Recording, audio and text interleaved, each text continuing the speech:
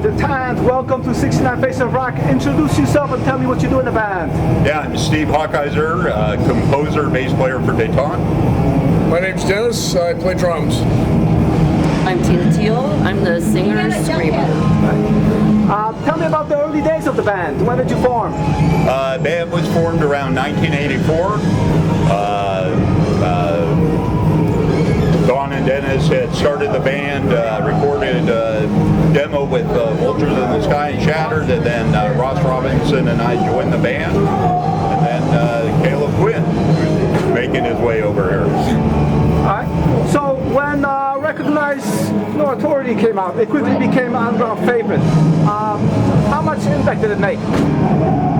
Well, in Europe probably a lot more. In the States it was a little slow. But it came out around 86, was it? 86? Yeah, 1986. 85 on Roadrunner, 86 on Metal Blade. So I think the record has made more impact over time. I think when it came out, it hit in Europe very well. We were somewhat embryonic in the fact that we had a hardcore female singer. We had a little bit more of a punkish crossover sound, so I don't think it caught on in the U.S. as quickly, but over the years, after about 5 reissues, it continues to sell and grow stronger. How come you guys never really toured when it came out? To record? I was in the hospital. No, I got burned. Okay. I got severely burned. I was in the hospital for 30 days, and I probably, at the time, I didn't even think I was going to be able to play or live, actually. Did you have any offers on the table to go out on the road? We did, but like I said, we're trying to get out to Europe, and like I said, I had an industrial accident at work, and I was out for 4 or 5 years. I didn't play. I couldn't play. So what eventually led to the demise of the band?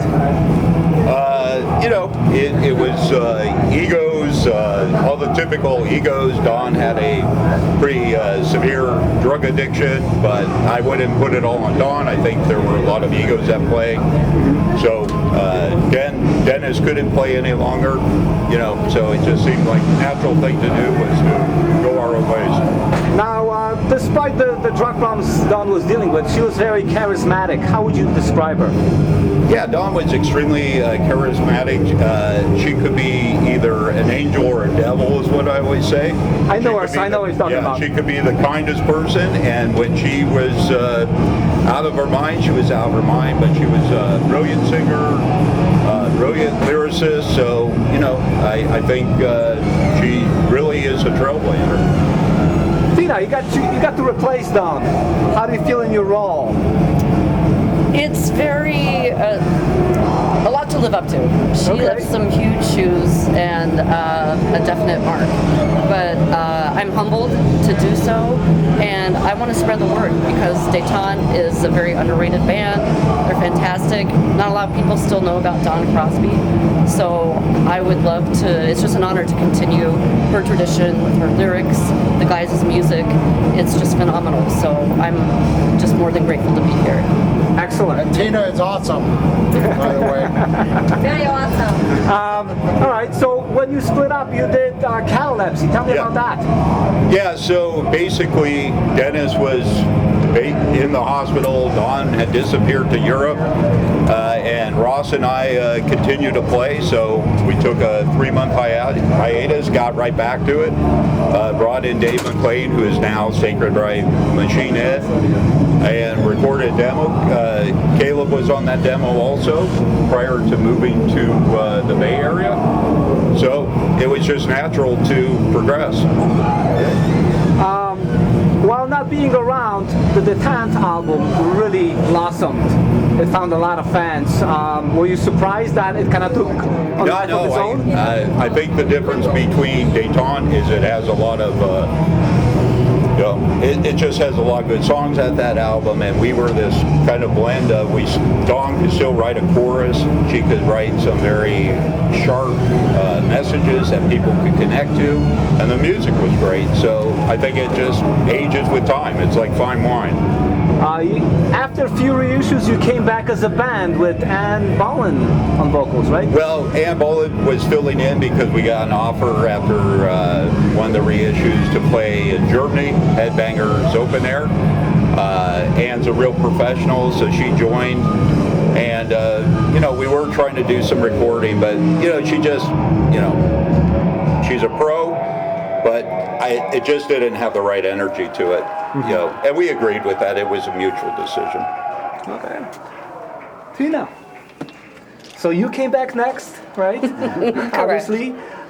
What are you bringing into the band? How are you making these songs your own?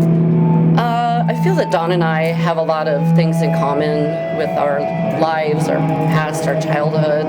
Before Détente, I was in my own bands, writing a lot of similar lyrics and music, and it was just pure luck to have met Caleb and the band.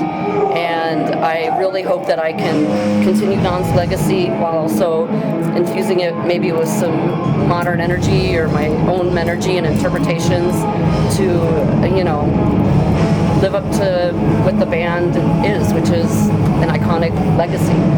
Now, you also managed to release an album with the band, right? Yes. Tell me about that record. It was fantastic. It was done really quickly. I just met the band and I did the vocals, I think in less than a month, and wrote the lyrics and Tiina songs. actually thought she was coming to just audition for the band, and she had already recorded a tape, so we were in the studio with Bill Montoya, and she's like, "Okay, that is it." Like, no, we're recording. So it's like Ed Wood of music, right? We just threw her right into it and just said, "Hey, this is great stuff." So we wanted it to be organic and just got straight to it. Tell me about the current reunion, because you're doing something special here today in Lombard, Illinois. Yeah, we are. It's been 13 years since we played together and seen each other, and it just felt like the time was right to get back together and do it again. I mean, I know Steve can enhance or talk more about that. Yeah, we're happy to be here at this festival with all these bands, and it's really exciting. We never say never. That's right. Well, actually, that brings me to my next and final question. Since you've taken that first step, will there be other steps? It's always a staircase, hopefully to heaven, but maybe to hell. So, truth is, we don't know the future. We're living for today. It was a great festival. Paul reached out. Absolute professional, by the way. We love how he's run this thing. So we were excited to come and play. Now, when will we do it again? Will really just depend on what comes up, So, again, it's never say never, but there's really no plan one way or another to do anything. Thank you. You're welcome. Thank you. Thank you so much.